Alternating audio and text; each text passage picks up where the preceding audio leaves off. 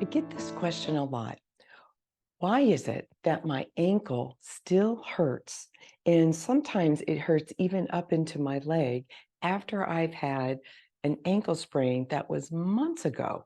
And especially after I've done the traditional things of treatment, such as ice, elevation, range of motion, and strength training, why is it that it still bothers me? It aches. And why is it that I feel vulnerable if I'm just walking along and sometimes, ooh, my ankle just gives out, or I might step on a small little crack or a little rock, and I feel like my foot could twist right under me and I could sprain my ankle again. Well, my name is Carol Montgomery, and I'm a physical therapist and somatic educator. I'm also a teacher that instructs other individuals on walking, balance, and postural reflexes. So, to help understand why your ankle or leg is still bothering you after an ankle sprain and what you can do about it, it first is helpful to understand what's going on from a skeletal position of with the ankle joint itself. As you take a closer look at the ankle joint, the ball of the ankle is really part of the foot. And this ball fits up and into the socket that is made by the outside ankle bone and the inside ankle bone. And when you have an ankle sprain where the foot turns inward, you first line of defense are actually your tendons, and your tendons originate somewhere up in the leg itself, the lower leg, onto the bone, and come around and attach to the foot. It's what gives us all these motions of lifting the toes, making circles, and rolling the foot inside and outside. But the ligaments are what bind bone to bone. They're very short and they are securing the ball and socket together as a team. Now, when you have an ankle sprain, you disrupt the ligaments. When you have an ankle strain, you disrupt the tendons. Now, you can have both a sprain and a strain in the ankle. The reason why we look at the ligaments and the tendons is because this is where all sensory information or receptors are located, and they tell the brain where the foot, the bottom of the foot, how it is situated onto the ground. We call it a base of support. The reason why that's important is because the nervous system uses that information about where your base of support is so that it might allow your pelvis to move up and over and stacking on that base of support. When you have a bad ankle sprain, a lot of the times you have displaced the relationship of the ball and socket. And the ball and socket is just a little off-centered. So you may get range of motion back, you may get strength back, but the ball and relationship to the socket is just slightly off into the direction of where the ankle sprain occurred in the first place. Now, what that's going to do is it's going to throw off, if you will, how your pelvis stacks over that foot. So we want to be able to improve first locally of how your ball and socket are connected and see if we can relocate, if you will, the quality of stacking and not just motion in the joint, but the quality of what we call motor control, how the muscles coordinate in order to stack the lower leg on top of the foot. So now let's take a look at what it is that you might be able to do from a seated position that could start to improve the integrity of this relationship of the ball and socket and relocate the center of the ball more appropriately underneath the lower leg bone, and therefore changing the strain that it puts through the tendons and the muscles all the way up into the pelvis and into eventually the low back, and how the head is carried along in walking. The first movement we're going to do takes place in the seated position. So scoot forward to the front part of your chair so that your feet, both of them, are flat on the floor. And for the video, this is going to be the non-sock foot will be the chronic ankle sprain or pain or leg pain that I'm trying to resolve. So I'm going to begin first with sliding the foot forward out in front of you and then returning it back. So sliding it out and then returning it a little further back than the other foot. So we're opening the front of the ankle and then closing it. Open and close. And I want you to notice a couple of things about how you do this motion. So first of all, notice that at the further you get out, it's not about the toes here gripping. It's not about the toes gripping to pull it back. Can you let the toes be free, wide, wiggly as you make that motion?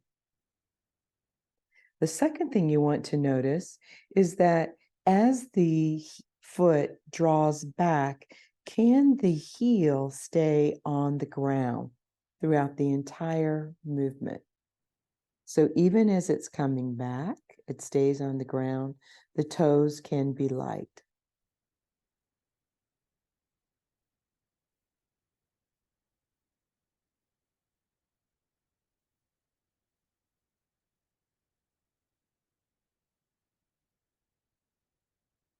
And notice for yourself if the movement of sliding the bottom of the foot forward and back, does the foot have to overcome the friction of the floor? Do you see a wiggle in the bottom of the foot as though it's going down a pathway?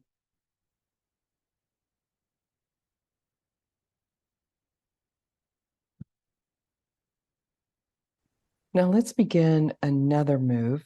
The second move starts with the glide. So you want to feel how the front of the ankle is open.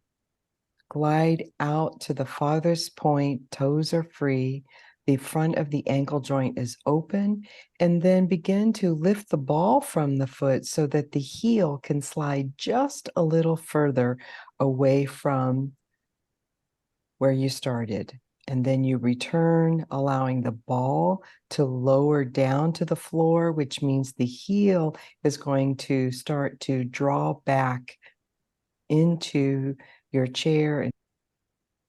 And then you'll reach a point where the heel could actually start to ascend from the floor or lift from the floor. But notice how the toes actually do not have to be engaged to the floor to do that. They can have some wiggle, they can move, because you are wearing your weight on the what's called the metatarsal heads, the root of the toes or the ends of those long bones. So the toes are free actually as the heel raises to its highest point. So once again, you slide the foot out, opening up the front of the ankle joint. Toes are free. Ball of the foot is on the ground. Sliding, lifting the ball, sliding the heel just a little bit more. closing the front of the ankle, feeling a pull or stretch in the back of the calf, lowering the foot, sliding it back, and lifting the heel back and forth. Heel, lifting, standing on the ball of the foot, heel, sliding, ball of the foot, lifting, back and forth, toes free.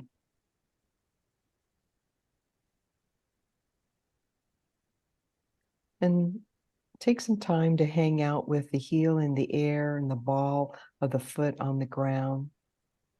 And then take some time to leave the heel on the ground and allow the ball to make circles, clockwise, counterclockwise.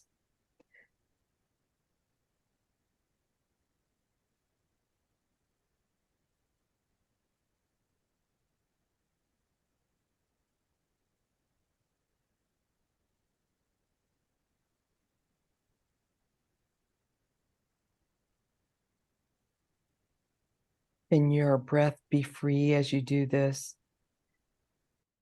Could you not look at your foot and get the same results? Could you close your eyes?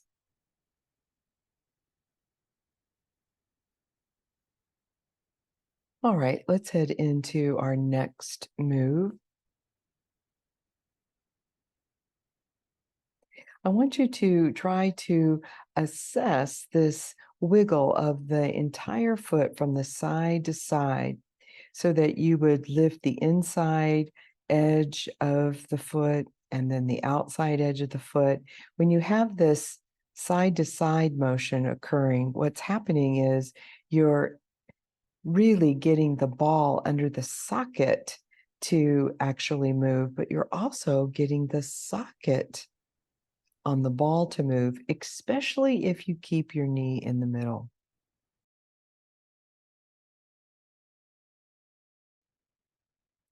Now, our next movement involves a wedge of some kind. It could be a 3-ring binder or a styrofoam wedge. And you want to place your foot on the wedge, the entire foot you've been working with on the wedge. The knee is still bent around 90 degrees, and that foot is more or less underneath the knee. It might be out in front of you just a little bit. And you're going to lift your non-injured foot from the ground. As you just start to lift the non-injured foot from the ground, you'll feel a downward sensation on the foot on the wedge. Sometimes it's very easy to want to lift the heel, but can you keep your heel pressing down? In fact, can the whole foot press down and yet the toes be light as you are lifting?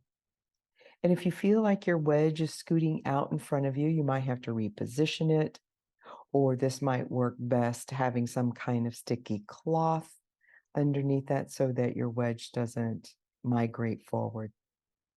So there is a downward pressing into the wedge as you lift. And you can change the angle of where the wedge is, but you can start to get a sense that we want to get a little bit more fold in the front of the ankle. So we feel the front of the ankle folding, that foot pressing down as the other one just starts to lift from the ground. Good. Now let that go. And a few times try that original movement of sliding the foot all the way forward and back.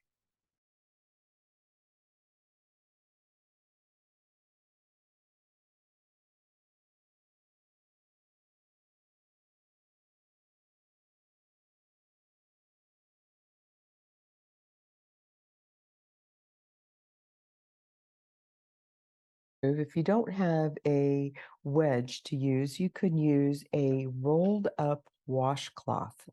And you're going to place the rolled up washcloth down on the ground and allow your heel, from the back of the heel to the ball of the foot, to be supported by the washcloth. The toes are going to be free, and allow yourself that same motion of when the foot is lifting on the opposite side, the foot on the washcloth is pressing, deepening, flattening the washcloth. Back of the heel, all the way through the length of the foot, all the way to the ball of the foot. Now, the toes may want to curl down, but can you keep them a little bit wide? Kind of wiggle. They can be independent. They can wiggle and press simultaneously as the other foot lifts.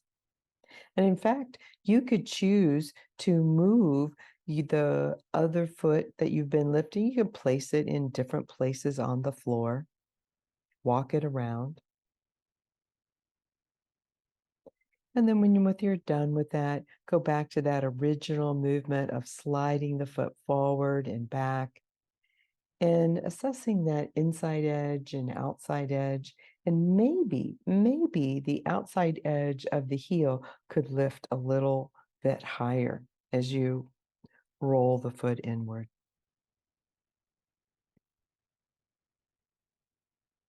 And finally, here's our last move. It's an interesting one, in which that you are sliding the foot forward, just like we've done, but here something is going to start to change.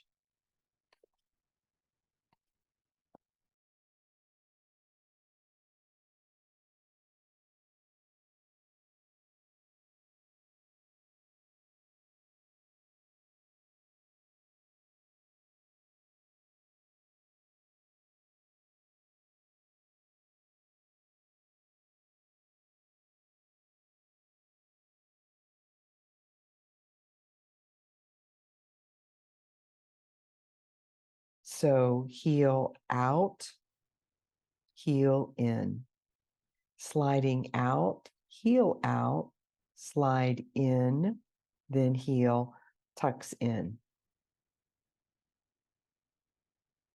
So relatively, your knees are not becoming knock-kneed. They're not changing their distance between one another. It's as though that you are mapping out a shape on the bottom of the floor as you bring the foot in. So sliding the foot forward, heel out, sliding the foot back, heel in. Forward, heel out, keeping that heel out as you slide the foot in, and then tuck the heel and start the process over again. So again, what's going to happen is that you slide the foot forward like we've normally done. The front of the ankle is open. And when you begin to turn the heel outward, it turns the forefoot or the toes inward.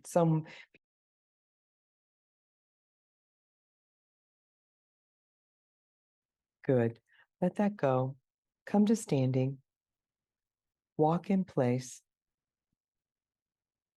And then take a walk around your room and see if you notice any difference between the quality of the ankle bending of the foot that we've been working with.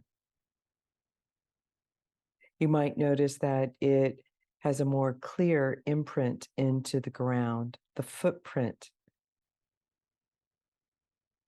is more available. Well, that wraps up today's movement exploration, as we've been exploring the relationship of how the ball of the foot fits into the socket of the lower leg, and improving this relationship of ball socket mechanics for people who have had a bad ankle sprain or continue to have chronic ankle sprain or even pain up the leg.